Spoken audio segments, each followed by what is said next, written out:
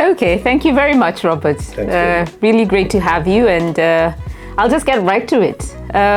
Your recent paper described a system under acute financial crisis. What has fundamentally changed in the global aid landscape, and why should people be paying attention? Well, I think quite clearly we are in the middle of a major financial crisis. 27% less funding from ODA for core contributions to the UN is unprecedented in terms of the depth of the cuts. But of course, these cuts are part of something bigger. We're in the middle of a crisis around multilateralism, a crisis of cooperation, a crisis around the UN Charter and respect for international humanitarian law. So it really is. These are difficult times, I think, for the UN and for multilateralists generally. And it matters. It matters because, firstly, the UN development system, the operational parts of the UN, are delivering things for people all over the world, and many people depend on that UN support. But that investment is also an underpinning for our multilateral cooperation, our preparation for pandemics, our work in addressing poverty and so forth. It's part of stabilizing the planet environmentally, in security terms as well. So we are at a critical juncture. Indeed, I couldn't agree more with what you've said. So you argue in your 2018, in your paper, that the 2018 UN development reforms, they delivered real progress, but they're still unfinished business. What was the biggest success, and where has the system still fallen short? Well, I think we made a major re-engineering of the UN development system since 2018. It's underappreciated maybe just how deep those changes were. Moving that leadership role out of one of the UN agencies under the Secretary General, lifting development to the highest levels of priority, if you will, of the UN system. And we've seen, I think, a huge amount of change. This disparate federal world of the UN development system is coming together in ways that it has never before.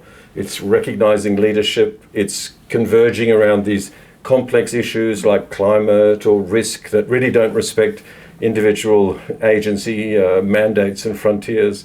We're seeing a whole new spirit of collaboration where the UN is working despite its architectural constraints, because let's face it, we're still stuck architecturally with a 1950s structure that's trying to deal with 21st century challenges.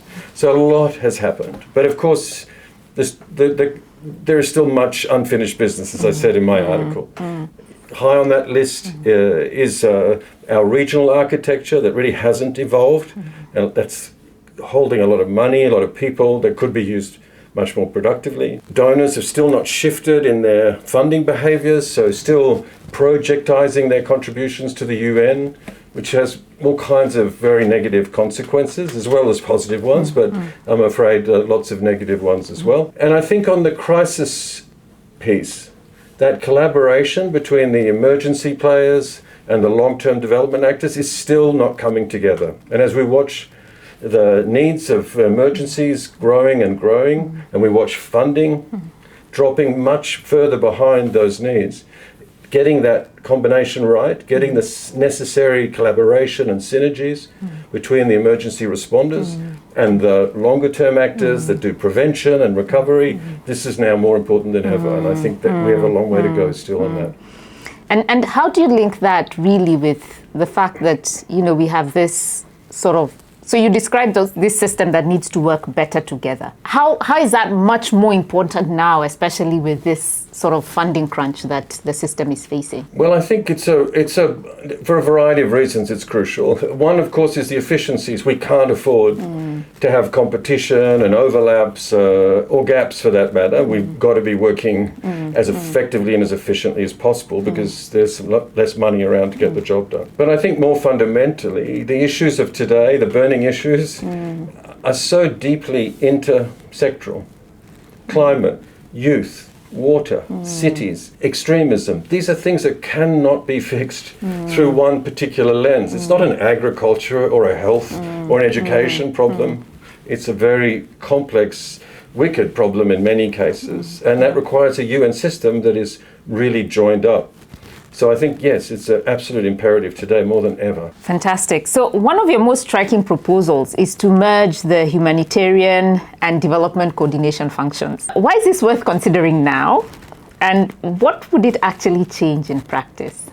And what would it take to actually achieve it politically? Yeah, I think that surely was one of the more controversial ideas out there, but I am absolutely convinced the time has arrived to have this discussion. It was unthinkable once upon a time, but I'm afraid for circumstances, the circumstances require us to come together and consider what was once perhaps unthinkable. We have an enormous challenge today where the needs, humanitarian needs, have escalated, crises are becoming more and more protracted, and funding has been cut severely for humanitarian responses. So we have the perfect storm as far as the victims of these crises are concerned. Not enough money, more and more demand, and crises that go on and measured now in years, in some cases even decades. Finding ways to break this pattern is crucial, and it depends on prevention, it depends on early responses, it depends on governments taking greater responsibility, it depends on governments being able to manage the exit from recovery from these crises much more quickly. It requires the type of financing that allows a country to close the door on a period of civil war or even earthquakes and move forward towards some kind of recovery and prosperity as quickly as possible. That hinges on a partnership between emergency actors and development actors, be it the World Bank, be it UNDP, and of course governments at the center of that process. We've got to fix this quickly before it gets even worse. And for me then, how do we do this? Part of it is to try and bring together what I call the back offices of these two ecosystems.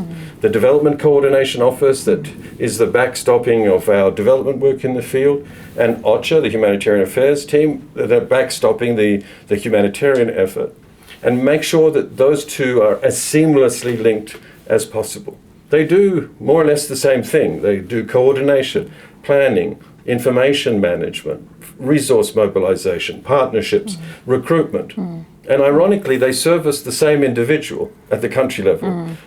The person that serves as the UN development lead, the resident coordinator, is exactly the same person that serves as the humanitarian lead, the humanitarian coordinator. So for me, the case is pretty clear. If we can pull together that back office team, it'll give us a greater chance to improve the way in which these two ecosystems work together without merging them. We need humanitarian leadership separate from development leadership. We need the ISC and the development group to be working and staying intact.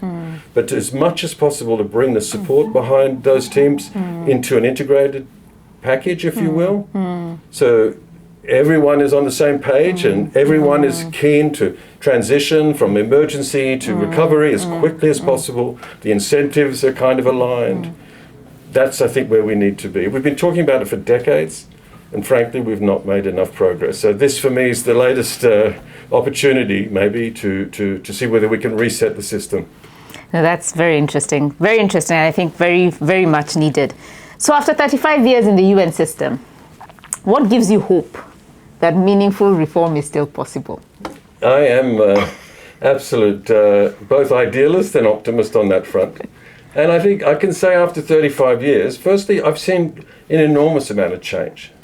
35 years. I was in one of the first teams to work with UNHCR in Cambodia in the peace process. That's 30 plus years ago. And I've just seen a huge amount of change. So the UN, I know, can change. In the last 5-10 years, on the development side, we've seen extraordinary, as I said, extraordinary progress. So I'm hopeful, one, because I've seen that the UN system is able to change. I'm hopeful, too, for reasons that are a little sad, which is that we're in the middle of a crisis. And as they say, in crises comes opportunities. And sadly, I think, the UN isn't good at changing unless there are these moments of crisis. For whatever reason, we have to be sort of pushed off cliffs before the UN starts to make the difficult choices. So I think we're heading over a cliff right now, and I think, sadly, that is probably the enabling environment for some of the unthinkables to now be thunk. And so I think maybe that's another sort of enabling factor, even if it's not conditions that we would choose. And I guess thirdly, I'm hopeful because so many member states of the UN need the UN. Sorry. No, need the UN to succeed. Whilst there are some that are stepping back from the UN Charter, the vast majority of member states are desperate for the UN to be successful, need the UN to be successful, need our multilateral system to hold together. So we have the numbers, if you will, behind us. We have the wind behind us to make sure that we are successful. So the challenge, of course, is to meet the needs of the day and to get through this crisis and come out the other side. But I am hopeful that we can do it. I'm very hopeful indeed. Thank you very much. Thanks, Betty.